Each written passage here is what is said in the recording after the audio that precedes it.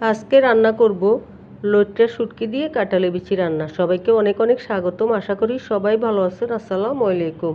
প্রথমে চুলে একটি ফ্রাই প্যান বসিয়ে ফ্রাই প্যান গরম হলে পরিমাণ মতো সরিষার তেল দিয়ে দিব। তেল গরম হলে হলুদ গুঁড়া, মরিচ গুঁড়া, জিরা ধনের গুঁড়া প্রথমে দিয়ে একটু কষিয়ে নিব।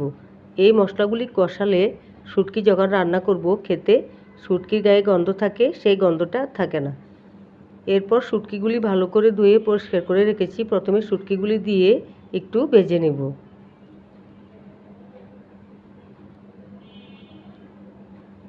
একটি রসুন কয়েক টুকরো করে কেটে রেখেছি। রসুনগুলি দিয়ে লবণ, শুকনা মরিচ দিয়ে দিব, পেঁয়াজ কুচি দিয়ে দিব,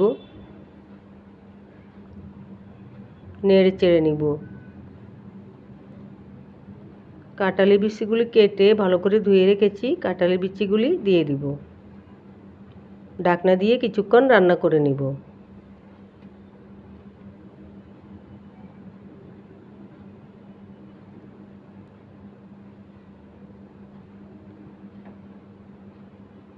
অল্প পরিমাণ পানি দিয়ে দিব।